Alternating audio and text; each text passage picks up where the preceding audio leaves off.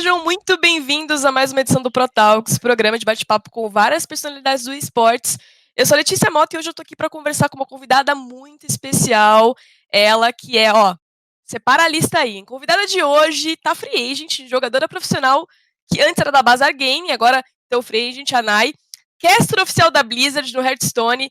Vamos conversar com ela. Nayara, seja muito bem-vinda aqui ao ProTalks, mais uma edição com você.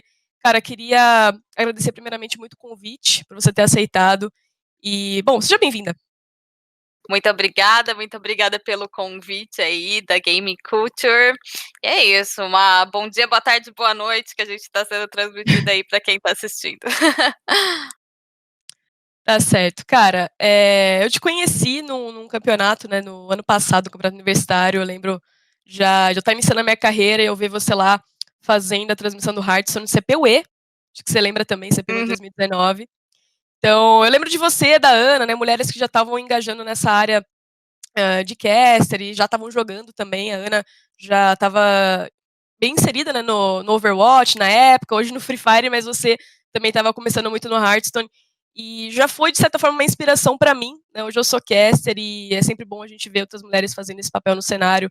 Mas antes da gente falar um pouquinho sobre a sua carreira em si, sobre como que você está hoje, queria voltar lá no início, né, descobrir um pouco como que foi essa sua trajetória, quem que era a Nayara antes de ser jogadora, antes de ser uma caster. Eu queria conversar um pouquinho para entender melhor como que foi essa sua adolescência, como foi a sua introdução ao mundo dos jogos e ao mundo do Hearthstone. Bom, tipo, o jogo ele sempre esteve presente de certa maneira na minha vida, né? Meus pais, quando eu nasci, digamos assim, eles tinham um Master System. Então eu sempre tive contato com videogame. Só que assim, eu sempre gostei muito mais de desktop. Eu gosto de jogar no computador e eu entendi isso desde cedo. Tanto que de videogame mesmo, de console, eu só tive um PlayStation 1. E depois, mais pra frente, quando eu, né, fiquei velha e meu próprio dinheiro, eu comprei um Nintendo 64 pra mim. Mas só, de resto eu joguei tudo no computador. Meus primeiros jogos online mesmo foram vergonha, né? Tibia. Eu também joguei, relaxa. Ok. E Gunbound. Gunbound foi o que eu mais joguei, assim, no início, né? Eu ia em Lan House, jogar com as minhas amigas, com os meus amigos, né? E mais pra frente eu fui introduzida a outros jogos, Grand Chase e coisas do tipo. E, assim, o que eu fiquei mais tempo sem ser Hearthstone jogando foi League of Legends. Pasmem. Uau! Surpresa! Só que nunca fui boa. E assim, eu odeio não ser boa nas coisas que eu faço, sabe? Mas eu sempre adorei assistir o competitivo de League of Legends. Eu sempre fui muito competitiva em tudo que eu faço na minha vida, sabe? Assim, no que eu quero, né? No que eu quero ser boa, eu vou lá, foco e sou boa. Né? Mas no League of Legends eu joguei durante minha faculdade quase que inteira. Eu sou formada em Direito, né? E foi isso. Só que daí no último ano da faculdade, eu fazia, como fala? Estágio à tarde, né? Então, eu fazia estágio à tarde, faculdade à noite. Quer dizer, eu fiz estágio durante minha faculdade inteira, desde o primeiro ano. Mas o que aconteceu no último ano foi que eu comecei a estudar para a OAB, né? Então, eu tive que fazer cursinho de manhã, estágio à tarde, faculdade à noite, e depois da faculdade estudar, né, pra OAB. Então, assim, eu tinha uma rotina muito intensa e não tinha mais tempo pra jogar League of Legends, né, porque um jogo, você sabe muito melhor do que eu, demora, tipo, sei lá, na época, né, 40, 1 hora, não sei hoje em dia como que tá, né, 40 minutos, 1 hora. Então, eu tive que parar, e aí foi quando, 1 ano depois, acho que foi, eu fiquei tipo 1 ano sem ter jogos na minha vida, digamos assim. E aí foi quando eu conheci Hearthstone, que eu vi como uma brecha, porque cada jogo demora tipo 10 minutos, 15, 20, muito, sabe? Por muito, assim. Cara, é interessante você mencionar isso, porque eu vejo que uma das barreiras para mulheres entrar no competitivo, seja como jogadora ou em outras carreiras até, é esse empecilho de. A gente, por exemplo, é muito. Eu, pelo menos, fui, né, meio que Os meus pais falaram assim, pô, você pode fazer o que você quiser da tua vida, desde que você esteja formada. Né? Eu tive essa fala muito presente na minha criação. E eu não sei como que foi para você, mas agora que você está me falando isso, eu vejo que existe esse empecilho, né, da gente tem que cumprir obrigações e a gente tem que entregar, né, um certo, não só as notas ali na faculdade, mas estar engajada com as coisas. E de repente não sobra tempo, não sobra muita coisa para a gente poder investir ali e a gente não se vê nesses outros cenários. Então, até queria perguntar para você se você realmente sente que tem um pouco disso, sabe? Agora que você tá falando que você meio que acabou largando o LoL, mas você se encontrou no Hearthstone. Você se via profissionalmente no Hearthstone de alguma forma nessa época ou era tipo um hobby total para você justamente por conta disso? Então, na verdade, começou como um hobby mesmo, né? O que aconteceu foi que eu trabalhei com direito por quase 10 anos, assim, né? Porque eu comecei a trabalhar no fórum antes de entrar na faculdade. Tipo, eu trabalhei 2 anos como menor aprendiz, e aí foi quando surgiu o interesse, né. Só que assim, eu sempre fui muito ligada em coisas de arte, sabe, eu sempre gostei muito de desenhar, sempre gostei, sei lá, de fazer artesanato, sabe. E aí quando eu falei que eu ia fazer direito, nossa, todo mundo chocou, assim: "Nossa, a Nayara vai fazer direito". Todo mundo achava que eu ia fazer moda, artes plásticas, tipo, whatever. Mas não, eu quis fazer direito e assim, o que acontecia é que minha irmã, ela fez, sei lá, ela largou 2 faculdades, assim, então meio que eu era, né, a querida, né, "Olha, a Nayara tá fazendo direito e tal". Aí eu fiz direito, terminei a faculdade, passei de primeira na OAB, abri meu escritório e fiquei 2 anos não, fiquei 1 ano no escritório, em Itupeva, que é uma cidade do interior lá de São Paulo, né. E aí só que aí o que que aconteceu? Nesse meio tempo, tipo, quando eu comecei a advogar, eu odiei a advocacia. Era um negócio que pra mim virou, assim, intragável, tipo, eu sou pós-graduada em direito criminal também, né, e é uma área que eu amo muito, eu tenho certeza que se eu tivesse dado certo nessa área, eu não teria largado, sabe. Mas, tipo, a gente na vida, a gente às vezes não pode escolher muito, né, então no começo de carreira você tem que pegar um pouco de tudo. E aí eu acabei não gostando, não me identificando com direito trabalhista, nem direito de família, assim, e acabei me frustrando muito. E aí foi quando eu comecei a jogar Hearthstone, né. 1 ano antes de eu, tipo, fechar o escritório, meio ano, alguma coisa assim, eu comecei a jogar, tive contato primeiro com uns amigos meus, que estavam já se inserindo no competitivo. Então desde quando eu entrei no mundo de Hearthstone, eu fui apresentada para o competitivo. E é o que eu gosto Uhum. dentro dos dos jogos, né. E aí o que aconteceu foi que eu comecei a ver eles jogando campeonatos, a Copa América na época, né, e aí eu achei, tipo, fantástico, assim, como era fácil a acessibilidade ao competitivo daquele jogo, tipo, pessoas reais, pessoas que estavam ali no meu competitivo, eram os maiores nomes do Brasil, como assim, sabe. Uhum. E isso foi um negócio que brilhou meu olho, assim. Aí eu comecei a jogar, casualmente. E aí, quando eu percebi, eu estava, tipo, jogando o dia inteiro já, né. E aí foi nessa transição, quando eu fechei meu escritório e comecei a fazer home office em casa. E aí, quando eu comecei a fazer home office, eu já tinha um computador bom, porque eu sempre joguei, né, tipo, sempre tive uma plataforma boa, assim, pra eu poder ter meus jogos em, Uhum. né, qualidade boa. League of Legends exige um pouquinho do computador, né. E aí, eh, eu já tinha contato com comunidades de Hearthstone do Facebook, WhatsApp, tinha bastante amigos, já a gente ia em encontros lá na Max 5 na época, sabe, em São Paulo. E aí eles começaram a falar: "Nai, por que que você não começa a streamar, já que você tá fazendo home office, né?". Aí eu falei: "Ah, vamos fazer assim, quando eu pegar Legend, eu começo a streamar". Aí coloquei uma meta, né, eu tenho que ser boa pra, tipo, se alguém chegar na minha stream e falar: "Ah, mas você já pegou Legend, né". Legend é o elo mais alto. Sim, é. Aí eu beleza, aí, sei lá, coloquei a meta, em 2 meses, sei lá, peguei Legend, tipo, isso depois de jogar o jogo casualmente por um tempo, né, por 1 ano, põe aí. E aí eu comecei a streamar, E na época só tinha eu de menina fazer. Tinha eu e mais uma menina, só que eu não vou entrar no mérito, ela era super tóxica pra comunidade. É, e aí, tipo, por eu não ser tóxica, consegui ter uma fanbase bem rápido, assim. E aí a Blizzard meio que me conheceu nesse meio tempo, né? Porque não era tanta gente streamando o jogo, era um jogo pequeno, né? E aí quando rolou uma grande final da Copa América, os meus amigos, né, que é o Coreia e o Loxodontes, eles iam jogar. E aí eu tinha contato com o Tauê Neves, que hoje é narrador de vários jogos, né? Ele Sei. trabalhava na View Studios na época, e eu já tinha tido contato com o Max Five.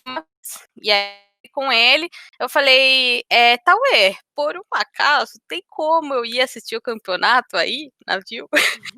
E aí ele falou assim, não, eu vou ver aqui, né? Aí, tipo, beleza. Aí no dia seguinte ele falou, não, eu tenho uma proposta melhor. Por que em vez de você vir assistir, você não vem trabalhar? Aí eu, poxa, claro, né? Tipo, eu fiquei muito feliz. Daí eu peguei, fui trabalhar como player manager, né? Eu descia, subia os meninos na hora que ia jogar e tal. E foi meu primeiro contato com a Blizzard. Né, hoje meu chefe, ele tava lá no dia, e aí ele me viu trabalhando, ele falou que ele gostou de ver o meu trabalho, sabe? Ele falou que tinha muito amor naquilo que eu tava entregando para eles, que eu fazia tudo com muita boa vontade, sabe? E aí eles começaram, acho que, prestar mais atenção em mim. E aí foi quando tudo começou. Essa foi a sua primeira experiência na Blizzard mesmo, assim, tipo, prestando um serviço à Blizzard. Sim, tipo, foi tudo for free, assim, né? Não tava recebendo Aham. nada. Mas sim, foi meu primeiro contato profissional com eles, foi aí. E como que foi desse caminho até você acabar sendo caster? Porque, primeiro, né, você já era jogadora, mas assim, eu queria saber, antes de você responder o caminho até você acabar se tornando caster, se você tinha já a pretensão de ser uma jogadora profissional, ou se você ainda era uma jogadora, mas você estava mais na vibe de streamar, de produzir conteúdo, ou de repente ali participar de alguma coisa da Blizzard em si, mas se você não tinha essa pretensão de, eu quero ser profissional oficialmente, assim. Então, eu estava na transição de carreira ainda, eu não sabia muito bem o que eu queria, e assim, já faz 4 anos isso, né, então na época essa coisa de streamer era muito nova já ainda, né, tipo, foi lá em 2016, então assim, eu não via isso como algo que poderia me gerar um futuro, mas eu via que aquilo estava me dando um certo pequeno dinheiro, e que, né, poderia me ajudar a fazer alguma transição ali. Então, assim, qualquer oportunidade eu estava agarrando. Então, o que aconteceu foi que nesse dia, quando eu estava lá na View Studio, eu estava com o Tauê na transmissão, na época eu já estava, né, e tal. E aí, na época, era o Marduk, o Soneca e o Vini de narradores, né? Uhum. E aí a gente tava assim, eu não tava escutando o casting e tava, tipo, assistindo só na tela de transmissão e quem tava com o fone era o Tauê. E aí aí eu fui falando, tipo, as plays, o que poderia ser feito, não sei o quê. E aí ele falou assim: olha, Nai, daquele jeito dele, né? Você manja disso, eu acho que você poderia estar no lugar deles. E aí foi a primeira vez que, tipo, eu me imaginei como caster, sabe? Tipo, isso nunca tinha nem passado pela minha cabeça, porque é um negócio é, meio irreal, né? Se você pensar que tem, tipo, por exemplo, uma mulher que narra Hearthstone no Brasil, sabe? Tipo, e uma coisa que o Tauê sempre falou pra mim, né, depois que eu me tornei caster, que assim, a gente, enquanto caster, a gente tem que dar muito valor pra isso, porque a gente é mais afortunado que, digamos assim, estudante de medicina, que em quantos conseguem, né, levar isso profissionalmente, sabe? E realmente, é isso que eu sempre penso pra mim, que a gente tem que realmente amar muito e tentar transparecer isso para o público, né. E, cara, como que foi essa experiência pra você, a sua primeira narração, né, seu primeiro contato com o jogo em si? Porque uma coisa é você jogar e você tá lá, outra coisa é você passar o que você sabe para o público, né? Pra mim, por exemplo, falando, né, especificamente do meu caso, eu senti muita dificuldade no começo em traduzir para as pessoas pensamentos que eu tinha, coisas relacionadas ao jogo que eu achava que, pô, mas isso é fácil de entender. Né? Tem coisa que você, às vezes, para você é simples, né? Mas na É. hora de você explicar, você tem uma certa dificuldade e o público às vezes não entende. Para você, como que foi isso? Você sentiu que foi tranquilo? Você teve alguma dificuldade? Então, uma coisa que eu sempre falo no meu Instagram, que atualmente é a minha plataforma de contato com o meu público, né? Eu não tô streamando porque eu tô na Argentina. E aí eu sempre falo para eles, eu sempre abro uma caixinha de perguntas toda terça ou quarta-feira para eles perguntarem sobre o competitivo, tirarem dúvidas sobre o competitivo para quem quer entrar, né? Enfim. E aí eu sempre falo, ó, gente, vou deixar aqui bem claro, porque assim, uma coisa que é muito óbvio para você, não é óbvio para outra pessoa, né? Então tenham paciência aí, porque realmente é isso que você falou, né? Tipo, o que é fácil para um não é fácil para o outro. Mas assim, o meu primeiro contato com a narração foi quando eu estava streamando, um dia eu estava streamando, comecei a streamar, acho que foi em agosto de 2016. E aí, acho que em novembro, um admin de uma liga amadora estava assistindo minha stream, gostou de mim, veio falar comigo, falou: "Ah, eu gostei de você, gostei da sua desenvoltura, não sei o quê, queria saber se você não queria narrar, tipo, um jogo pra gente". Tipo, a gente faz a Panda Game, né, era a Panda League na época. E queria saber se você gostaria de tentar ser, tipo, pra ver como que você vai como caster e tal. E aí eu falei: "Meu Deus, essa é minha chance, Brasil". Aí eu fui. Nossa, mas muito nervosa, assim, muito nervosa. Mas aí foi quando eu conheci o Kumarox, que hoje em dia é na minha base. É meu sensei, né, meu senpai, porque ele que me ensinou tudo, assim, ele que me deu muitas oportunidades no cenário, né. E foi lá que eu tive contato com ele, eu já tinha conhecido ele na Brasil Game Show uma vez, mas enfim. E aí, ele falou: "Nai, tá tranquilo, só vamos", né, ele me deixou muito à vontade, assim, e aí eu comecei. Eu não me pegava muito na parte técnica, sabe, eu só deixava ir, e eu tentava não dar overthink nisso que você comentou, né, como que eu tentava fazer isso. Eu eu nunca nem assisti uma transmissão minha narrando, pra te ser bem sincera, porque eu odeio escutar a minha voz. E e eu não gosto de, sabe, sei lá, de ver não sei, eu tenho um bloqueio com isso, não consigo. Mas essa é uma coisa muito comum, né? Eu conheço vários casters que também não se assistem, não gostam de ver. E é uma coisa natural. A gente, quando a gente se ouve, parece que tem uma negação assim, não sou eu, ou não, que coisa estranha, né? Uma coisa meio. Sim, Até às vezes é, você tem vergonha de si sim, mesmo, né? Eu e também assim, passei por a isso. gente fala e não percebe, né, eu sou do interior, né, sou de Jundiaí, então eu tenho o sotaque meio puxado, assim. Eu até, agora tá muito melhor, tá. Porque eu trabalhei isso, porque uma vez eu vi eu narrando e falei: "Meu Deus, só falta um cigarrinho de palha ali na minha boca", sabe, porque, nossa, parecia caipirona mesmo, fala: "Meu Deus, que horror".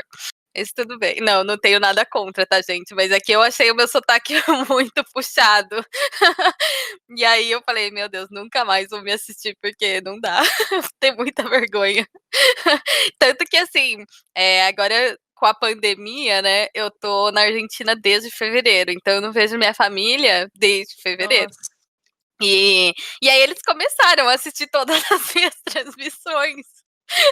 Então eu entro no grupo da família no final de semana, minha tia tá lá: "Nayara tá on, Nayara tá narrando, Nayara não sei o quê". E aí eu fico morrendo de vergonha em saber que eles estão assistindo, sabe.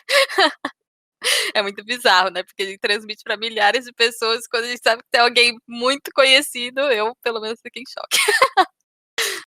Mas é muito estranho quando tem essa. Ou às vezes você vai e se depara com um clipe teu, né? Falando, assim, tem esse estranhamento mesmo. Eu te entendo muito bem. Cara, mas como que foi pra você depois, você foi caster oficial? Hoje você é, né? Caster oficial da Blizzard. Como que foi esse convite? Você falou dessa primeira experiência e como que foi crescendo esse relacionamento com a Blizzard até você chegar nesse ponto atual? Então, bom, eu comecei a narrar esse campeonato, né, a Panda Gaming, no final de 2016, e aí no final de 2017 a gente teve um dos mundiais. E aí o Coma Rocks foi quem ficou responsável por montar a equipe de narração. E aí ele me chamou, e aí eu aceitei, obviamente, né? Então fiquei muito feliz. E aí eu narrei o extra-oficialmente para Blizzard nesse momento. E beleza. Daí no ano seguinte, em janeiro, a Blizzard teve uma troca de contratos, né? Antes era com a View Studio que ela fazia as Copas Américas. Aí ela mudou para ESL Brasil. E aí, nessa época, a Dai, que é uma das minhas melhores amigas, que eu também conheci por conta do Hearthstone, ela falou assim, Nai, a Blizzard, ela tá mudando tudo, eu acho que ela vai mudar o casting também, por que você não vai falar com eles? E aí, só que aí eu tava naquelas, né, de streamar e tal, e eu falei, ai, Dai, olha, eu não vou falar, o que for pra ser, vai ser, sabe, vamos deixar o negócio fluir. E aí foi isso, eu não falei com eles, passou uma semana, eles vieram falar comigo e perguntaram se eu não aceitava ser caster oficial para eles, para a Copa América, né? Então, isso foi em 2017, então 2017, 2018, eu fiz parte do casting da Copa América e depois teve a transição de competitivo. Hoje a gente tem a Grandmaster, que é bem melhor para mim financeiramente digamos, porque, sabe, a gente ganha por diária, né? E aí e a gente tem transmissão toda sexta, sábado e domingo. A Copa América era bem a cada 2 meses, né? Então, para mim, financeiramente, foi muito melhor e foi quando eu dei aquele, pá, posso fazer isso, sabe? E hoje você vive basicamente como caster oficial, você tem isso como profissão, você não você ainda trabalha com alguma outra coisa ou não? Você 100% vive de esportes hoje? 100% em esportes, porque a advocacia, como eu comentei, né, eu fui deixando aos poucos. No primeiro ano, ainda enquanto streamer e caster, eu advoguei bastante, mas hoje eu só faço a manutenção dos processos que eu tive, porque, né, o judiciário é muito moroso e muita inocência a gente pensar que os processos vão acabar rápido, né? Então, hoje em dia eu só dou manutenção nos que eu tenho, nos processos que eu tive na época, e é só, mas assim, minha maior renda é com certeza com esportes. E assim, para sua família, como que foi essa transição, né, de carreira? Porque de repente, né, você tá ali imersa numa carreira em direito, de repente fala assim, pô, então, não vou trabalhar com esportes. O que é esportes? O que é um caster? O que é uma jogadora? O que é um streamer? Como que foi pra você anunciar algo desse tipo, assim? Então, gente, eu tô passando a mão assim no meu nariz porque eu tenho rinite, a gente tá na primavera, entendam. Mas o que aconteceu foi que, no começo foi bem difícil, né? É difícil você explicar que você tem ali um diploma e uma pós-graduação com escritório, com clientes e não quero isso pra mim, né? E vou aqui viver de joguinho. É meio complicado, né? Porque assim, a nossa geração entende, mas vai explicar isso para uma geração que não teve contato com jogos, sabe? Ou, né, enfim. Então, no começo, assim, eles nunca falaram não, mas obviamente você sentia aquela reprovação, né? Porque teoricamente eu era a filha que tinha, né, tudo para dar certo. Então, assim, mas assim, eu sempre fui muito pé no chão com isso, sabe? Eu nunca meti o louco e falei, não, vou parar de advogar aqui e vou ser streamer. Porque o que eu vejo que acontece, né? Tem muita gente que faz isso, sabe? E acaba se frustrando em streamar, porque fala, não, vou largar tudo porque eu vou ser streamer. Mas não, e obviamente, tipo, não tem nem o que falar, eu sou muito privilegiada por poder fazer essa transação, sabe? Eu tive o tempo para fazer isso, sabe?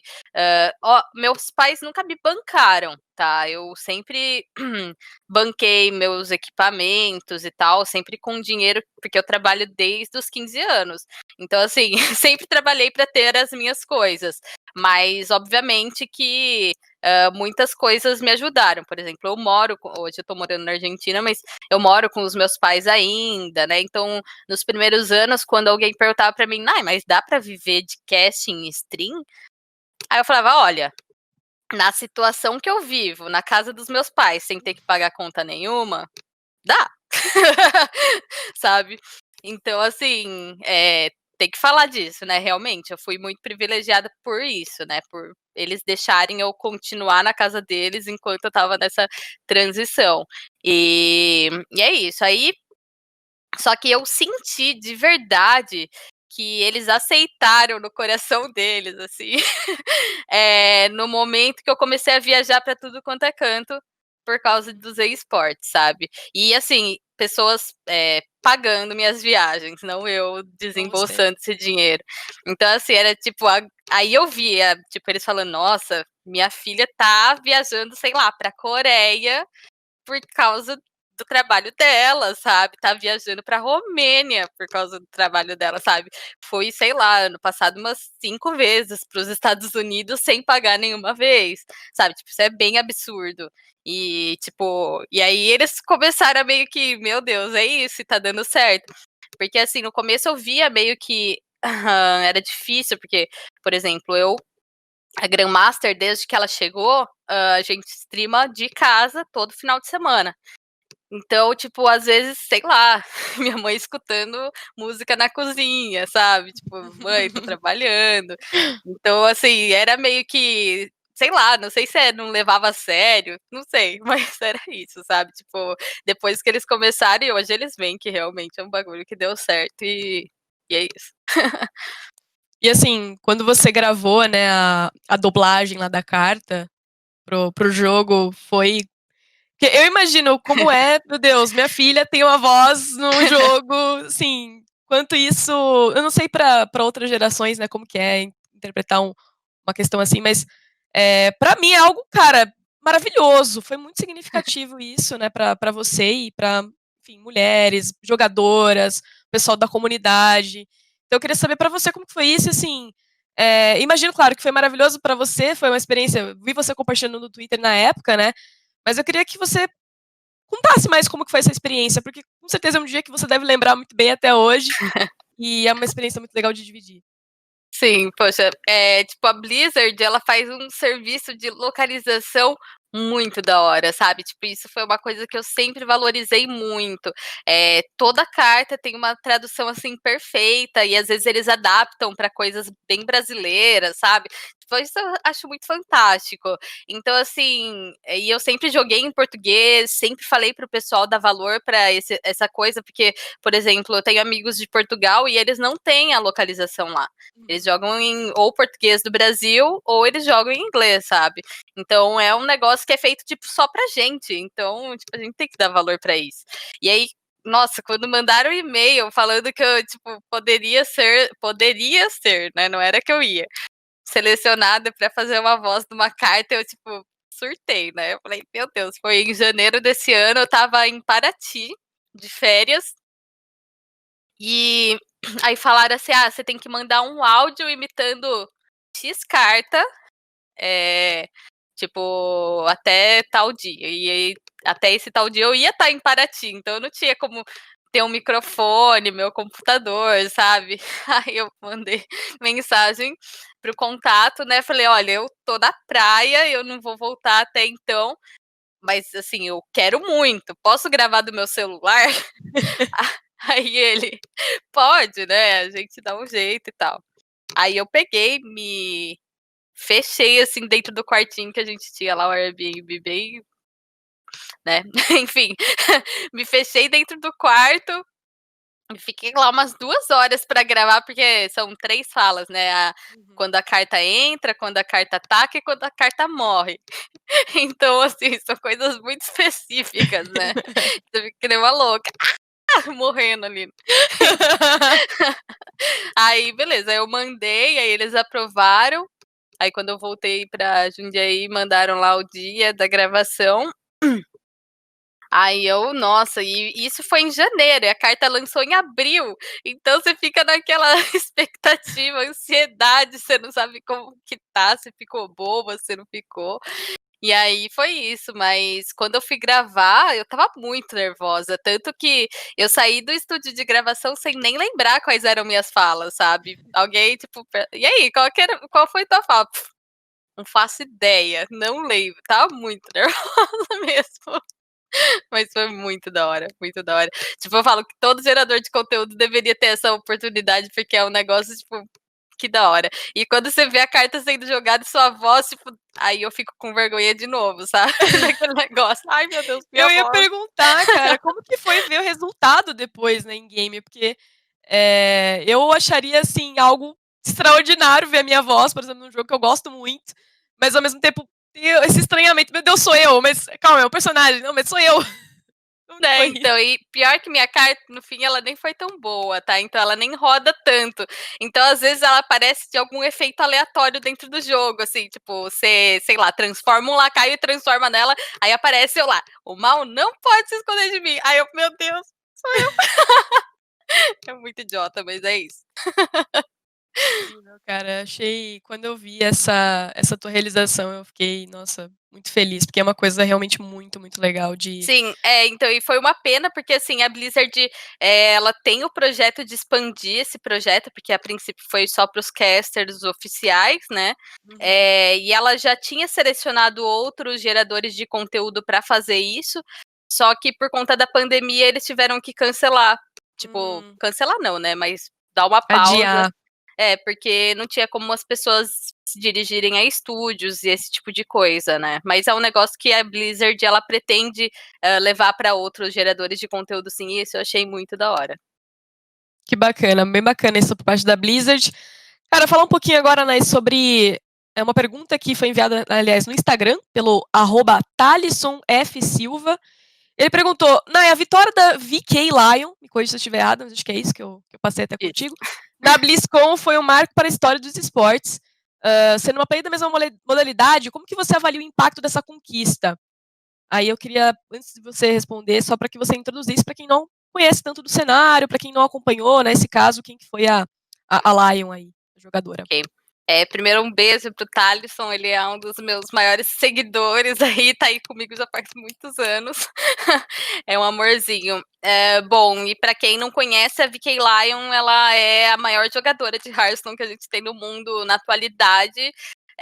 Ela ganhou o Mundial do ano passado, foi a primeira mulher dentro do Hearthstone e uma das primeiras a conseguir ganhar o Mundial, né? Ela é uma jogadora chinesa e ela também, além de ganhar o Mundial ano passado, ela fez 2 top 8 em 2 Master Tour desse ano, sabe? É um negócio insano.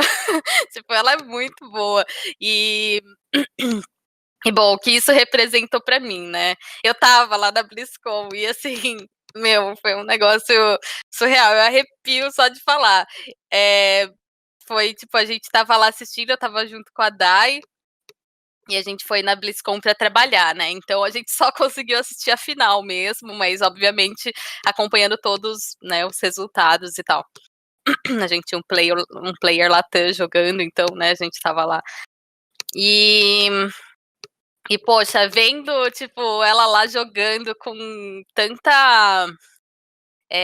Tipo, ela era muito destemida, sabe? Eu, assim, eu jogo profissionalmente já faz um ano, mas eu jogando presencial eu fico cagada, assim, tipo, eu fico muito nervosa, até hoje. E aí eu vi ela lá, tipo, toda confiante, sabe? Era um negócio que te dava uma adrenalina que eu não sei explicar, tipo, tipo, um dia eu vou ser ela, assim, sabe? Tipo, você pega ela como uma inspiração muito gigante.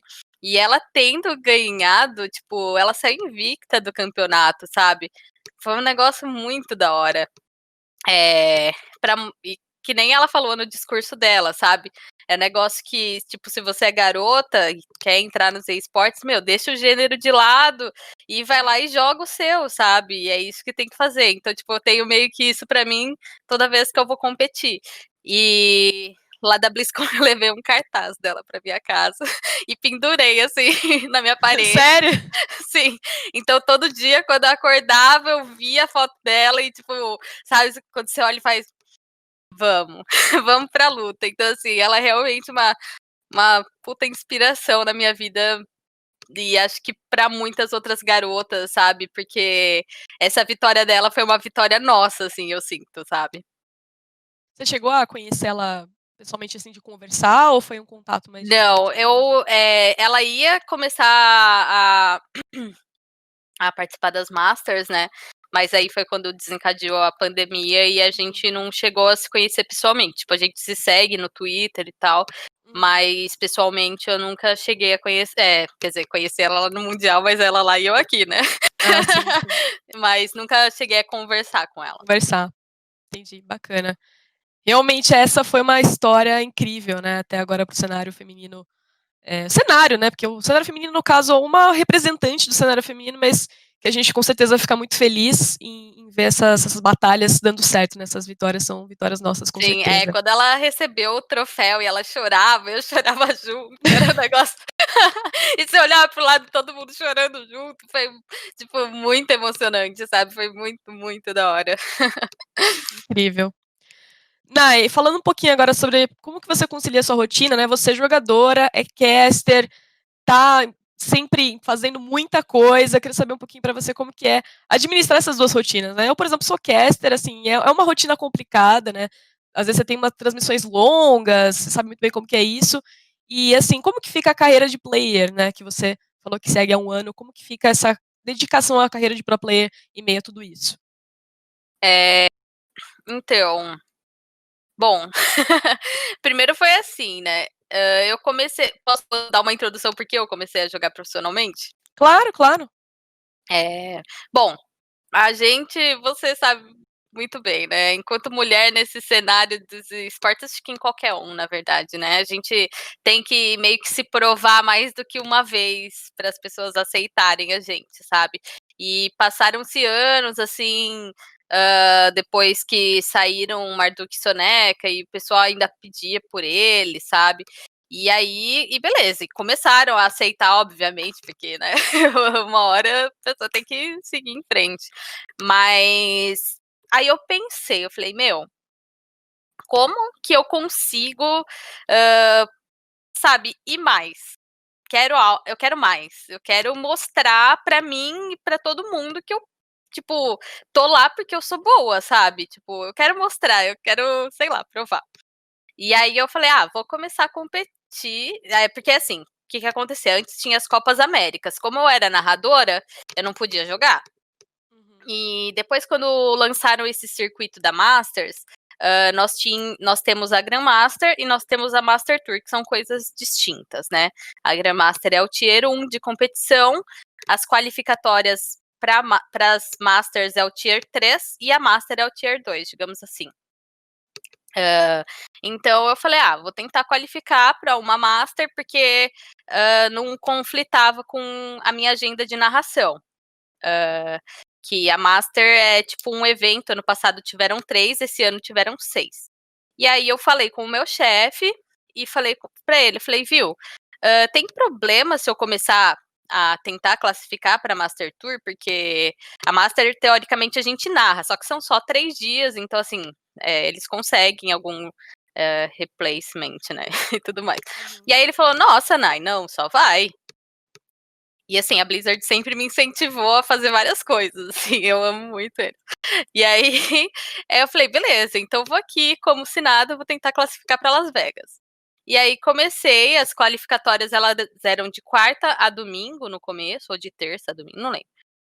Acho que era de quarta a domingo. E aí eu comecei a jogar, só que antes eu só jogava no servidor da América, antes era outro sistema, e beleza. Aí, que era bem no começo desse sistema, então a Blizzard ainda estava, tipo, tentando descobrir como que era a melhor maneira deles implementarem o sistema, né. Aí beleza, comecei a jogar, Aí chegou, sei lá, faltava acho que 2 semanas para terminar, eu não tinha classificado, chegava perto às vezes, sabe? Mas não classificava e jogava, tipo, todo dia, menos de final de semana que eu narrava, né? Eu jogava de quarta a quinta e. Não, então era terça, quarta e quinta eu jogava, e aí sexta, sábado e domingo eu narrava. E aí, beleza. Aí eu tentava classificar, não conseguia, aí teve um belo dia que meu namorado, para quem não conhece, né, ele é jogador profissional de Hearthstone também, na Ogdan, e ele ia viajar pro Mundial, né? Que ele é Grandmaster, no caso, né? Então ele tem uns invites muito melhores do que eu. E aí ele foi viajar, e aí quando ele tava, tipo, no voo, aí eu fui pra final, ganhei, e aí, tipo, quando ele chegou lá, eu tinha, tipo, ganhado a qualificatória, mandei pra ele, mandei pra ele, e ele, nossa, se classificou, né? Tipo, todo mundo comemorou muito e tal. E aí, e assim, nessa primeira classificação, eu nem me coloquei muita pressão, porque eu falei, tipo, se der, deu, não der, não deu. É um negócio novo, então, né, beleza, todo mundo tá tentando. Aí deu certo, classifiquei, aí logo em seguida fui contratada pela Bazar, aí fui para Las Vegas, e aí quando eu aí tipo, aí tinha as classificatórias para Seul, né, para Coreia. Daí eu fui tentar e tipo, meu, na segunda semana eu classifiquei, assim, ó, rápido, muito rápido. Aí beleza, aí depois para Bucareste, que é para Romênia. E aí foi quando eu comecei a sentir que eu, tipo, tinha que tryhardar, sabe? Porque eu falei, meu, já classifiquei para 2, eu tenho que classificar para terceira. E aí eu peguei, fui para Coreia, aluguei um Airbnb lá, um quartinho e tal, e falei, eu não quero nem saber, tô na Coreia, mas tranquilo, vou jogar aqui como se eu estivesse em casa. E aí eu me internei dentro do meu quarto e comecei a jogar, tipo, todas as qualificatórias que você imagina, assim, jogava na Ásia, na Europa e na América. Tipo, terminava uma, eu era desclassificada, já me inscrevia para outra, jogava e ficava nesse looping. Eu falei, eu não saio daqui até eu classificar. E aí eu sentei, e aí foi quando eu vi aí foi quando eu senti mesmo essa esse negócio de, tipo, se eu quero muito, eu tenho que jogar muito, sabe? E aí foi quando eu comecei a investir em outros servidores, e para ter minha conta em outros servidores, porque toda conta começa zerada, né? E aí eu tinha minha conta na América e na América e na Ásia na época.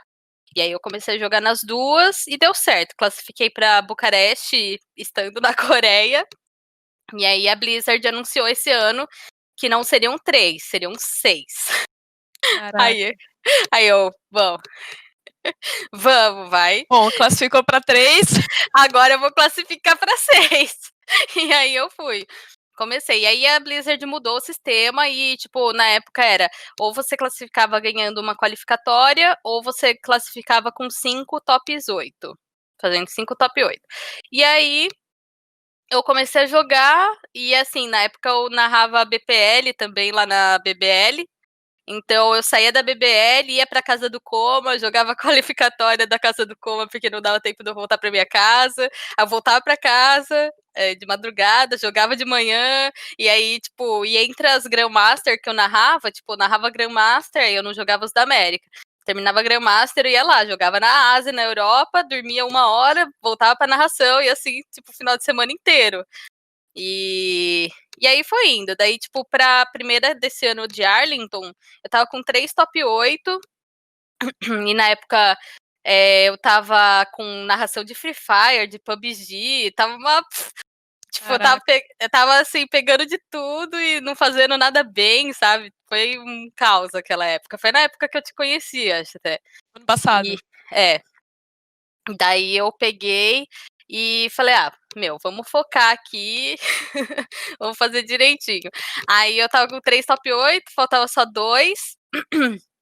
Aí foi. Aí eu consegui, tipo, uma noite, assim. E aí tava já na última semana de qualificação. Só que eu lembro que eu tinha que eu tava sendo host do Mundial de PUBG, lá na BBL, né? E eu tinha que estar lá 8 horas da noite. Eu morava em Jundiaí, então demorava 1 hora de deslocamento, mais ou menos, da minha casa até lá. E faltava só esse final de semana para classificar. Aí eu falei, meu, um top 8, eu acho que dá para pegar. Aí eu me inscrevi no torneio do meio-dia, peguei, sentei, falei, mãe, não fala comigo que eu vou classificar aqui. Aí, tipo, fiz minha casa ficar em silêncio para me concentrar lá. E aí eu joguei como se fosse a última coisa da minha vida, como se nada mais importasse se eu não classificasse. Aí eu consegui outro top 8, consegui os 5 top 8. E aí eu vi que também dava para classificar por top 8, sabe? Que era um pouco mais difícil, né? Porque ganhar uma Copa e já tá. Só que às vezes, tipo, a consistência é melhor, né? Tipo, faz o top 8, beleza. E aí foi isso. Aí eu classifiquei acho que mais 2 vezes fazendo 5 top 8. E é muito cansativo, sabe? Que nem eu falei, você tem que jogar todo dia, todo final de semana. E assim, é um bagulho muito insano, porque você, tipo, não tem vida social mesmo. Agora, tudo bem, com a quarentena, ninguém teoricamente é pra ter, né? Mas, mas é isso, tipo, eu me dediquei muito tempo, assim, pra conseguir classificar, sabe? E, e é isso, muito tempo mesmo. Então não é fácil para quem quer entrar no competitivo, é muita dedicação e é muito querer, e a gente tem que entender também que às vezes não dá, sabe? Tipo, eu coloquei na minha cabeça, porque eu sou bem cabeça dura, eu sou muito competitiva, mas assim, a gente tem que saber nossos limites também, tanto que para essa última Master Tour eu decidi não jogar todas, porque eu tava vendo que minha saúde mental não tava dando muito certo, eu tava jogando, tipo, entrando tiltada já no campeonato, sabe? Então eu prevaleci mais qualidade do que quantidade, deu certo também, classifiquei, mas para 6 eu classifiquei para 5 desse ano, né? Então, assim, para mim já é um grande êxito também. Cara, é incrível, assim, achei fenomenal essa sua dedicação, seu esforço em mostrar que, cara, você também consegue qualificar e, cara, qualificar em 1, 2 já é algo absurdo, mas qualificar em tudo isso é realmente um feito extraordinário teu. Meus parabéns, de verdade. Obrigada. Você é um exemplo pra gente. E, Nai, pra entender um pouquinho melhor dessa tua rotina, né? Então você não diria que você faz tudo de uma vez, assim, você não consegue dar cast e ao mesmo tempo jogar no mesmo Não. dia, você separa as coisas. E assim, você delimita um horário de lazer, um horário. Como é que fica a sua questão do teu lazer, né? Porque, por exemplo, muito do meu lazer já foi League of Legends, né? Eu me tornei cast de LoL, enfim. Eu acabei tendo um certo burnout recentemente com LoL, por tudo ser LoL, trabalhar com LoL, ver LoL o dia inteiro. Cara, pra você que joga e trabalha com Hearthstone, como que fica o teu horário de lazer? Como que você delimita isso? Então, eu tive meu primeiro burnout lá na Coreia, quando eu fiz minha internação, sabe? E falei, meu. E aí, sabe, quando eu classifiquei, a gente saiu pra comemorar, assim, à noite e tal. E, tipo, aí, sabe, eu vi, foi bem assim, cena de filme, sabe? Tipo, vi as luzes da cidade coreana e falei, caraca, o que eu tô fazendo da minha vida? Tipo, eu tava decidida a perder minha viagem pra classificar. Olha que louca, né? Tipo, meu, quantas vezes que você tem a oportunidade de viajar pra Coreia, sabe? Sim. E aí foi quando eu percebi que eu falei, caraca, meu, tipo, a vida não é só isso, sabe? Eu tenho que dar uma relaxada. E aí eu comprei um curso de maquiagem profissional. Tá louca, né? Aí, beleza. Então, o meu lazer a princípio desse ano foi fazer o curso de maquiagem e tal, gostei pra caramba. E aí eu terminei o curso, e é isso, né? A gente vive, respira, joga, casting e tudo mais, e eu não consigo mais, tipo, jogar por jogar, sabe? Tipo, hoje em dia já é meu trabalho mesmo.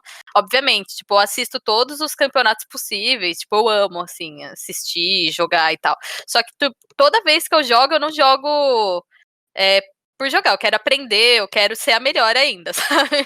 Então, eu comprei um curso de desenho e, que nem eu falei, né, no começo da entrevista, eu sempre amei muito desenhar, então agora na quarentena eu tentei me reconectar com isso.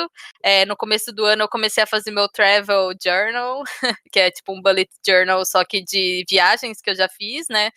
E aí eu comecei a fazer para cada viagem, eu tô fazendo uma arte e tal, do que eu fiz na viagem, do que eu lembro e tal. E aí agora eu fiz esse curso de retratos, então eu pego um tempo, não agora não, porque semana que vem eu tenho um campeonato feminino e no final do mês eu tenho a Master Tour.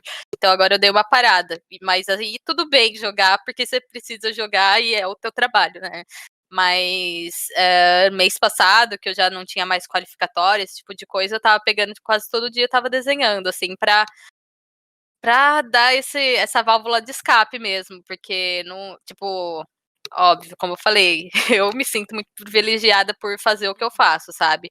Só que as pessoas também têm que entender que é um trabalho e, tipo, não é porque eu trabalho com jogos, que é uma coisa que muita gente quer fazer, que é um negócio super mega prazeroso o tempo inteiro. Não, é trabalho igual, sabe?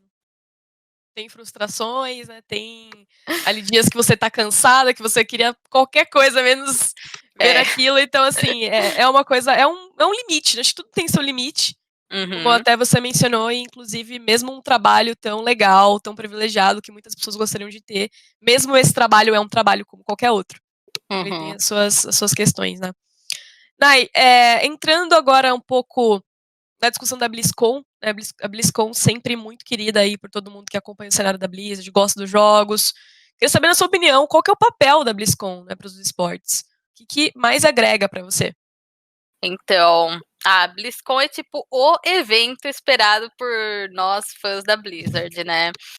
Tanto que minha primeira viagem para os Estados Unidos foi para uma BlizzCon, por convite da Blizzard. Inclusive, na época foi uma loucura, porque meu visto foi negado. E aí eu fiquei louca, né? Falei, meu, tô com a viagem paga, como assim? Nossa, chorei, tipo, um dia seguido e tal. Aí ainda falaram que não, Nai, vai lá, tenta de novo. Aí eu fui de novo e consegui o visto. E fui pra BlizzCon, e assim, meu, é um negócio surreal. Para fãs, tanto assistindo, tendo a experiência assistindo de casa, né? Você já sente aquela atmosfera lá, é muito mais louco. E é isso, né? É a cúpula do que a gente espera o ano inteiro. Tipo, acaba uma BlizzCon, você já tá esperando a do ano que vem. É tipo isso, né? E eu acho que é um negócio, é que nem eu falei, é essa espera que a gente tem, a expectativa de ver o que a Blizzard tem pra gente, porque não tanto dos esportes de Hearthstone, porque geralmente os anúncios de esporte não são vinculados com, que assim, na Blizzard, os esportes eles andam separados do casual, digamos assim, né? Uhum. Uh, então, lá a gente vê anúncio de expansão e esse tipo de coisa. Coisa do competitivo, a Blizzard anuncia em tempos diferentes, digamos assim. Mas na BlizzCon a gente geralmente tem o Mundial de Hearthstone, então algum Invitational, coisas do tipo, né? Então é o que a gente sempre espera e fica essa expectativa. E agora essa semana eles anunciaram que ela vai ser em fevereiro, online, né? Então você fica, poxa, mas não era em novembro? Vou ter que Vou ter que esperar até esperar mais. fevereiro. Mas tudo bem, né? Eu tenho certeza que é, tipo, eu já gostei que a Blizzard anunciou muito antes que não ia ter BlizzCon de forma presencial esse ano, sabe? Porque tem muita empresa, obviamente, eu sei que são muitos negócios envolvidos no meio, né? Business e tudo mais, mas teve muita empresa que segurou, sabe? Tipo, até o último momento para falar que não ia ter presencial. Tipo, é que na minha cabeça, né, o que vocês estão esperando, gente? A gente tá no meio de uma pandemia, tipo, mesmo que sair vacina, não vai ser esse ano, sabe? Tipo, oi, hello. Uhum. Mas enfim. Então eu gostei muito da atitude que a Blizzard teve da postura deles desde o início, em tipo, falar, não, a gente tá vivendo um cenário muito adverso, muito diferente do que a gente vive, né? Então a gente já anuncia aqui que não vamos ter BlizzCon esse ano, pelo menos presencial. Justo. Dadas as condições, o melhor que se pode fazer, né, é ter um evento, com certeza, todo online. E a BlizzCon, sem dúvida, é um evento que a gente sempre acompanha, a gente sempre quer saber o que vai vir de novo e promete demais. Falando um pouquinho sobre o estado atual do competitivo do Hearthstone, né, o jogo que você mais entende, que você tá em dia, você trabalha com ele. O que você pode trazer pra gente, pra quem tá acompanhando, sobre o atual estado competitivo dele?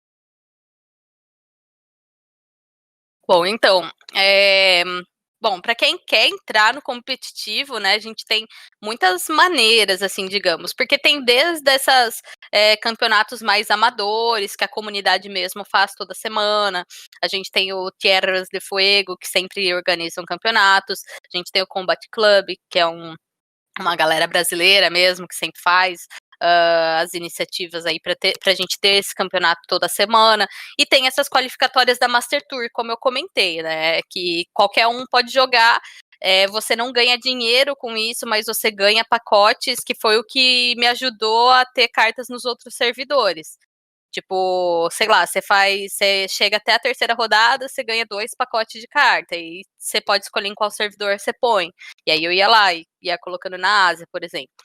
Então, e é isso. Quando você classifica para uma Master Tour pelas qualificatórias, você tem garantido $850, né? Converte isso para para reais, já é uma bela graninha. Então, Bastante. assim, então você pensa, tipo, $850 mínimo, né? Vezes 6, se você classifica para todas, já é uma bela grana que você faz no ano, né? Então, se alguém perguntar, dá para viver disso, tipo, competitivamente? Se você classificar para todas, capaz que sim, sabe? Depende do seu custo de vida, obviamente. Uhum. Mas é isso. E assim, eu falo do mínimo, porque você faz 5 vitórias, você já ganha $1.000, tipo, e vai só aumentando, sabe? Então é isso. E basicamente é isso. Nós temos as Masters, né, que é as qualificatórias, a Master Tour, e aí quem ganha mais premiação das Master Tour ganha seu ingresso para a Grandmaster na temporada seguinte. No caso, a próxima vai ser só no ano que vem, né? Aí são 2 temporadas de Grandmaster por ano, e é basicamente isso. A Grandmaster é o Tier 1 e são 16 jogadores por região. Então a gente tem 16 jogadores na América, na Ásia e na Europa. E aí você entra, né? Se você entra na Grandmaster, você entra referente à região que você vive. Entendi. Puxando um tópico que você trouxe aí dos servidores, né? Você que teve a oportunidade de jogar em vários servidores diferentes, queria muito saber, curiosidade mesmo, acho que muito pessoal que não acompanha tanto o cenário também tem curiosidade em saber, cara, qual a grande diferença entre os servidores, né? O que você vê? Tem alguns que são mais complicados, mais difíceis, que o nível é mais alto. O que você sente jogando em vários servidores que você pode trazer pra gente? Olha, eu nunca consegui fazer um top 8 na Europa. Sério? Sério, tipo, joguei muito na Europa, assim, no começo, sabe? Mas, nossa, eu nunca fiz um top 8 lá e não sei se é quando chega perto, fico nervosa e começo a fazer caca, Que é mas psicológico. se é um bloqueio psicológico com os europeus, mas na Ásia eu sempre sinto muito mais facilidade, tipo, a maioria dos meus top 8, quando eu vou atrás de top 8 em vez de ganhar, obviamente, né, eu sempre tento ganhar, mas a gente, né, realista, sabe que nem sempre dá. Então, sempre que eu vou atrás dos meus top 8, a maioria eu faço na Ásia. E assim, o meta muda de um servidor para outro. Por exemplo, na Ásia eles gostam muito mais de jogar de agro, tipo, não é como fala uma coisa que todo mundo joga de agro. Não, a maioria, né, o que eu senti aí nesse 1 ano é que a maioria joga de agro, tipo, na América é mais um control mid-range, sabe? Então muda um pouquinho de um server para o outro, mas o jogo é o mesmo, né, obviamente. E como que foi pra você se adaptar a isso, a essa questão de estilo de jogo? Você vai sentindo? Você tem um seu que você desenvolveu muito bem? Como que é essa adaptação? Depende. Primeiro que no começo eu não tinha muita carta na Ásia, então eu ia com o que eu tinha, né? Que dava. Com o que dava. Bem isso. E é isso, né? Você saber suas limitações dentro do seu poder aquisitivo dentro do jogo. No começo eu tentava muito, mas realmente eu não tinha decks muito bons, então não dava. E aí que eu vi que eu tinha que investir mais, né? Mas investir que eu digo, colocar essas cartas que eu ganhava do torneio para aquele servidor para ficar melhor, né? Mas é isso, eu sinto, tipo, a gente tem um site que dá para ver todas as composições que as pessoas jogaram, quem pegou top 8, aí eles fazem, tipo, tem muita gente que gera conteúdo nesse sentido, né? Ai, tal deck tava mais forte esse final de semana. E aí você faz a leitura, ou eu vou com esse deck porque ele é muito forte, ou eu tento counterar porque eu sei que todo mundo vai com ele. E aí você vai sentindo e vai, tipo, mudando de uma qualificatória para outra o que você sente que é melhor para aquele momento. E Entendi. é Então isso, tipo, no Hearthstone não tem essa, eu gosto de jogar de agro, então vou só jogar de agro. Não, você tem que tem ir que se adaptar. adaptando, assim. Até porque, assim, se você quer ser um pro player, requer adaptação, né? Se for tão É. casual, você pode ter um Beleza. favorito, mas para um player profissional, com certeza tem que ter uma adaptação. Mas você diria, então, que a melhor região para você seria a Europa, assim, a região mais forte, ou você acha que depende, varia muito? O que você Então, sente em termos de melhor região, assim, o mais alto nível do Hearthstone mundial? sempre falo que é a Europa, né, mas eu acho que é a América, aquelas. Não, mas brincadeiras à parte, pra você entrar na Grandmaster da Europa, basicamente você tem que, pra você entender, né, a Uhum, complexidade, você tem que ganhar uma Master Tour. É isso, você tem que ganhar uma Master Tour para você ter o maior pote de dinheiro. Para você entrar na Grandmaster da América, basicamente só basta você fazer um top 8 que você já tá dentro. Pra você ter uma noção do nível de entendi. competitividade aí. Só que o que acontece é que na América, muito dos Grandmaster da América fizeram top 8 nas Master Tour também.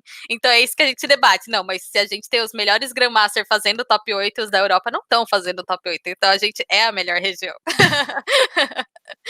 Genial, adorei, adorei a sacada. Cara, vamos agora partir para um outro tópico, né? Sua opinião sobre o Moro Battlegrounds? Você acha que existe espaço para ele no esportes ou não? Eu acho. Eu tive a oportunidade de narrar um torneio de Battlegrounds, a Golden Series, né, em inglês, com a Blizzard global mesmo. E foi muito da hora, sabe? Tipo, eu não esperava que eu ia me divertir tanto, assim. Na BlizzCon do ano passado, quando eu fui, eu testei o modo Battlegrounds lá e já gostei muito. Eu nunca consegui jogar TFT ou Dota e tudo mais, né? O Auto Chess. Eu tentei jogar TFT, mas não entendi nada, não entendo até hoje, tipo, mas é um negócio que eu também não peguei pra aprender, assim. Aquela, de verdade, sabe? Porque eu não tenho tempo pra aprender outro jogo, Uhum. sabe? É complicado, mas eu gostei muito do Battlegrounds pela simplicidade, sabe? Tipo, ele é muito simples visualmente de você entender de como funciona, é muito auto-explicativo ali. Não é que nem o TFT que você tem os itens pra pôr nos personagens. Não, tipo, você vai tacando os minions lá, posicionamento é o que importa mais, sabe? Composição. Você vai de fera, pirata, enfim, né? E eu achei muito legal que a Blizzard implementou isso dentro do Hearthstone, que o Battlegrounds é dentro da plataforma de Hearthstone também, né? E então, é que nem o League of Legends, né? Tipo, dentro do Sim. jogo, assim. E, e assim, muita gente falava, poxa, e quando que vão criar os lobbies? Porque antes você só conseguia enfrentar uma pessoa, tipo, jogar com um amigo. Agora você consegue criar lobbies com 8 pessoas. Então eu acho que agora é a hora que vai, ou não, pra frente aí o competitivo de Battlegrounds. A gente já vê alguns invitationals, né? Mas eu acredito, sinceramente, que por parte da Blizzard ela não vai criar um sistema competitivo de Battlegrounds. Eu acho que se tiver, vão ser, tipo, campeonatos à parte, particulares Uhum. mesmo, sabe? Tem alguns já com classificatórias, tipo, para qualquer pessoa poder jogar. E o bom do Battlegrounds é que, diferente do Hearthstone em si, é que você não precisa investir em nada, né? Porque você não precisa comprar nada dentro do jogo para poder jogar. Então, tipo, qualquer pessoa pode, se tiver um competitivo, entrar logo de cara. Vai ser bem acessível, né? É. É uma coisa que até perguntando como leiga, porque eu vejo isso em grande parte, vejo muita gente que gosta de card game, jogando esses jogos auto chess, né, e se dando muito bem, chegando Uhum. muito longe, pegando elos altos. Qual a maior semelhança e até diferença que você vê entre esses jogos? Porque são jogos que eu vejo que essas pessoas elas têm uma certa bastante até facilidade. Eu acho que dentro do card game tem muita estratégia, né? E acho que esses jogos de Battlegrounds têm muita estratégia envolvida. Eu venho do board game, né? Então eu via no board game mesmo como as modalidades de board game mudavam de um para o outro, que um eram muito mais estratégicos do que o outro. Não tô falando que League of Legends não é estratégico, né? Mas Sim, sim. é que, tipo, não sei, eu já joguei os dois jogos, né? Tipo, MOBA e tal. Então eu sei que você tem uma estratégia, só que você sabe o que o seu campeão faz, então você entra com essa estratégia já pronta. O jogo de cartas, eu acho que às vezes você tem que muito se adaptar ao que tá acontecendo ali, sabe? Tipo, às vezes acontece uma coisa muito random, aí você fala, putz, e agora? O que eu faço? E eu acho que o Battlegrounds é muito disso, sabe? Tipo, você tem que, sei lá, ver que uma composição não tá dando certo, aí você tem que se adaptar a outra, tipo, às vezes você tenta forçar, sei lá, Murloc, e aí não dá certo, você fala, meu, não tá dando, então vamos mudar aqui pra, sei lá, Mecanoid, sabe? Então eu acho que é muito desse negócio de ter que se adaptar, então eu acho que por isso que o card game se relaciona muito bem com os auto-battlers. Justo, faz sentido. Até porque, assim, eu vejo umas coisas, né, no TFT, por exemplo, o cara ele muda completamente a composição no meio ali do jogo. Você fala assim, nossa, o cara estava pensando nisso há um tempo, mas ele só fez depois, ou ele estava até se planejando antes. É uma loucura, mas é uma loucura que eu acho legal, acho bacana esses Sim. jogos estratégicos, assim, são realmente muito É, bem pensados. não sei no TFT, mas no Battlegrounds, às vezes, você tem que ter até um pouco de APM, assim, sabe? Tipo, você tem que fazer. Aham. Quando você vai fazer a transição de composição, você tem que fazer. Nossa, tipo, e você vê os caras jogando. Então, caraca, meu. É muito bom. É muito rápido e assim, é uma tomada. As tomadas de decisões elas são muito rápidas, né? E muito bem Uhum. pensadas em grande parte. Eu acho isso muito, muito legal. Bom, falando um pouquinho agora do cenário competitivo brasileiro, né, e o Latam, quero saber como que você avalia, né, na sua concepção hoje, e a posição no mundo. Uhum. Bom, Bom, então, assim, aqui na Latam, eu acho que a gente é bem unido, sabe? Eu, pelo menos, desde que entrei no Hearthstone como caster, eu sempre tive para mim que eu ia tentar, até onde eu pudesse, unir a Latam, porque antes da gente entrar, né, eu como a Rox, o Venom e o Tesla e tal, a gente tinha muita rivalidade, sabe? Só que a gente é uma região só, querendo ou não, né? Uhum. Então eu sempre tentei batalhar nesse sentido de tentar fazer uma união, tanto que, tipo, quando eu entrei na Copa América, era Copa América, mas era praticamente só Latam participando, sabe? Depois a Copa América ela virou um negócio aberto para o mundo inteiro. Então era assim, a gente não tinha o representante BR na final, mas a gente tinha um Latam. Então a gente tinha que torcer pro Latam, sabe? Porque é um representante nosso, ele tá carregando o nosso nome. Lá fora, a gente que vê essa distinção entre brasileiros e Latam, sabe? Lá fora não, a gente é tudo igual. A gente é Latam igual. Então, quando eu entrei na Copa América no meu primeiro ano, eu voltei a fazer aula de espanhol, né, para poder, porque como a gente tinha muito Latam chegando, eu queria conversar com eles sem ser em inglês, porque tem muita gente que não fala inglês, né? Sim. Então, eu voltei a falar espanhol e tal, e hoje em dia eu me comunico super, tanto que eu tô morando na Argentina, né? Mas, assim, eu me comunico bem, assim, com as pessoas de fora, tenho muitos amigos Latam, e, tipo, e eles me têm como um ponto de referência, tipo, se precisam de alguma coisa da Latam, vamos falar com a Nai. Tanto pro Arena Invitational, né? Eles vieram falar comigo, falaram, Nai, a gente tá pensando em fazer um campeonato com 16 players da Latam e do Brasil, né? E o que você acha? E eu até falei, que vocês querem 8 e 8, e aí a gente foi falando de nomes, eu apresentei para eles os nomes que eu achavam que mereciam estar, né, dentro do Arena Invitational, que é o campeonato da Gaming Culture, né, que a gente vai ter semana que vem de Aham. Hearthstone, só para colocar um contexto, né,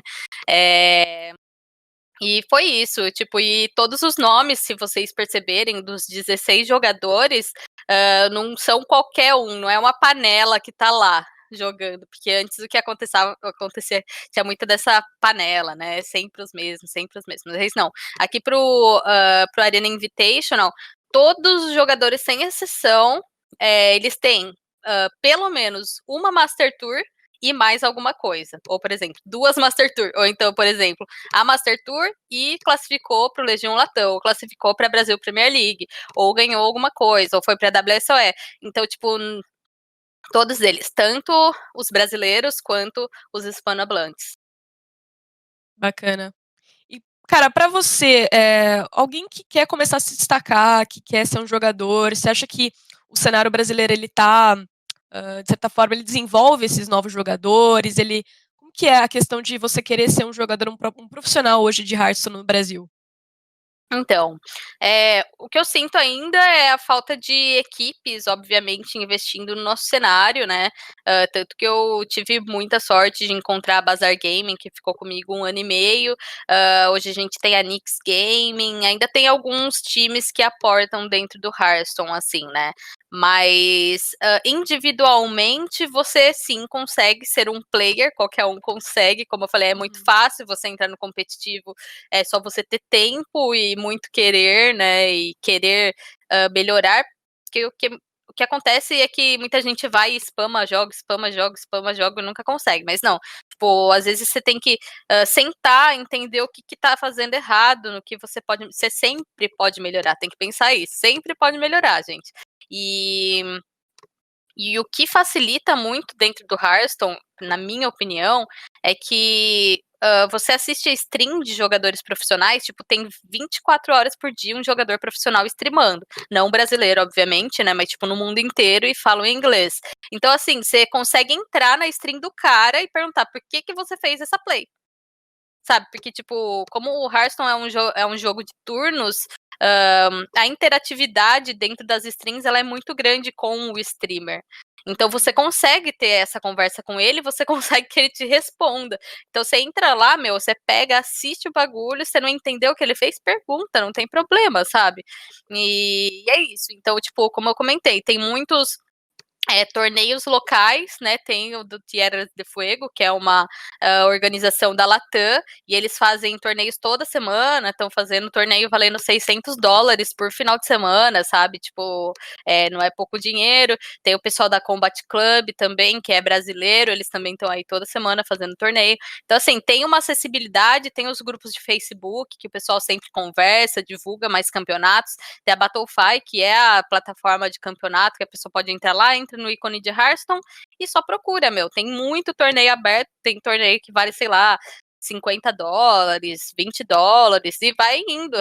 Tipo, eu falo, qual o problema de eu começar a competir? É só você querer, sabe? Tipo, é só você ir lá na Battlefy e se inscrever. Esse é seu empecilho. É a dedicação, né, força de vontade em É, começar. Eu acho que começar é sempre o passo mais difícil, né, porque sim, às vezes você fica pensando e não começa, né, porque o começar em si é sempre complicado, sim, mas tem muita oportunidade então. sim. Bom, expectativas suas em relação ao ano de 2021 para o Hearthstone competitivo, né? A gente ficou sabendo agora mais recente que a BlizzCon vai demorar um pouquinho ainda, mas o que a gente pode esperar do esportes para o Hearthstone 2021? Então, o mundial, de Hearthstone, ele não vai ser em 2021, ele vai ser esse ano ainda, né, a Blizzard anunciou que vai ser agora em dezembro, muito provavelmente, vai ser online mesmo para os jogadores, e assim, a Blizzard, ela que eu percebi que ela faz? Ela espera terminar o ano competitivo para anunciar o seguinte. Então, eu, da minha parte, espero que a gente termine essa última Master Tour que vai ser jogada agora no final do mês de outubro. E depois a Blizzard já deve anunciar como será o sistema competitivo do próximo ano. Porque como eu comentei antes, tinha o sistema HCT, que era quando a gente tinha as Copas Américas, e aí depois ela mudou totalmente o sistema competitivo, que foi para as Masters, que começou ano passado e continuou esse ano. A gente ainda não sabe se esse sistema da Master vai continuar no próximo. Eu acredito que sim, porque, na minha opinião, vem dado certo. Óbvio, sempre tem crítica, sempre tem os haters, né, do sistema, mas sempre vai ter, né? Não dá para agradar gregos e troianos. Então, a gente aguarda, porque, por exemplo, a gente mudou de ano passado, já sabendo que esse ano a gente ia ter 6 Master Tour. Tanto que a classificatória para Arlington começou em dezembro. Eu passei o Natal jogando classificatória. Caraca. Basicamente isso. Então é isso. Eu espero que a Blizzard já mais ou menos em novembro, já deva falar como que vai ser aí o sistema competitivo do ano que vem. Aí, vamos ficar de olho então, porque com certeza vem muita coisa boa. Agora, Nai, para a gente poder encerrar, queria que você falasse um pouquinho para quem assistiu, gosta muito de você, se inspira no seu trabalho, seja como caster, seja como jogadora, seja na pessoa que você é. Queria que você dissesse alguns conselhos, né, algumas coisas que você recomendaria, seja para alguém que quer seguir essas carreiras ou não, né, alguém que está se inspirando na sua trajetória. Que conselho você daria para essas pessoas? Bom, Ou uma o que eu mensagem, né, pode ser uma é, mensagem.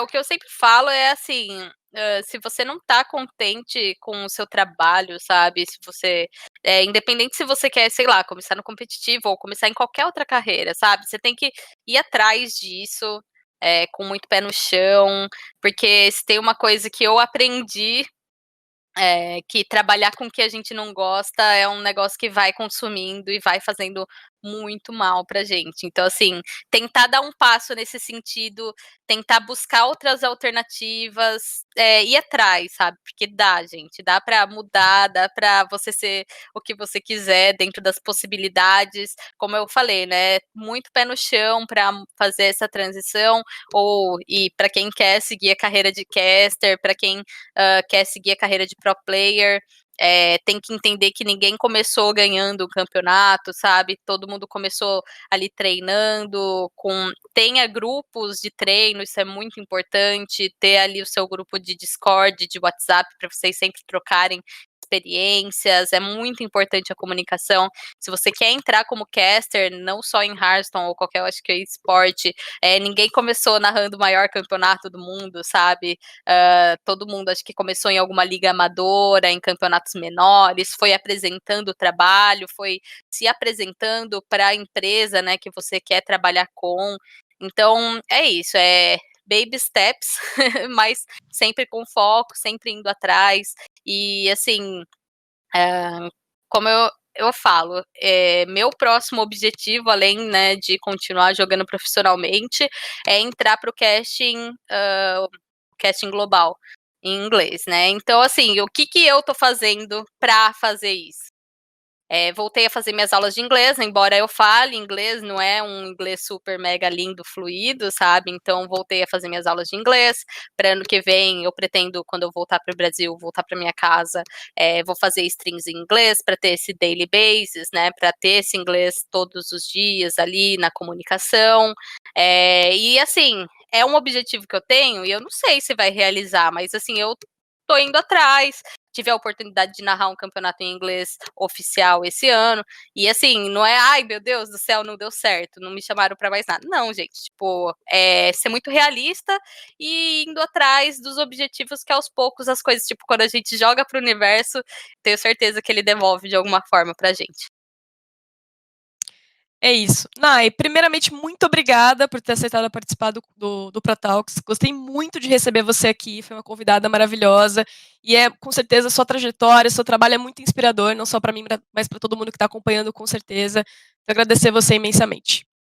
Eu que agradeço, você também é uma inspiração pra gente. A Letícia, eu vejo ela no Twitter, eu falo, meu Deus, eu queria muito falar assim no meu Twitter, mas eu não falo, eu fico quieta. Então a Letícia também é uma inspiração aí pra mim, todos os dias estou lá acompanhando ela. E é isso, gente. É muito bom esse negócio, a gente ter como falar, um ambiente, né, tão saudável para todo mundo que independente, tipo, sei lá, de jogos ou coisas assim, a gente pode se inspirar em outras fontes aí que não na nossa bolha, né. Com certeza, cara. Agradeço muito e mais uma vez muito obrigada por ter participado. É isso, pessoal. Muito obrigada por ter acompanhado mais uma edição. Adorei receber a Nai aqui hoje.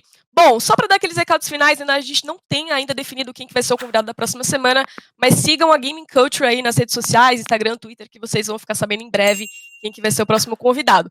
Bom, anunciar também dia 28, 29 e no dia 1º teremos aí o campeonato da Gaming Culture, Arena Invitational de Hearthstone com a Nai, então acompanha porque vai ser incrível, tá? Já fica aí o jabá para vocês ficarem de olho. É isso, muito obrigada, até a próxima. Tchau, tchau.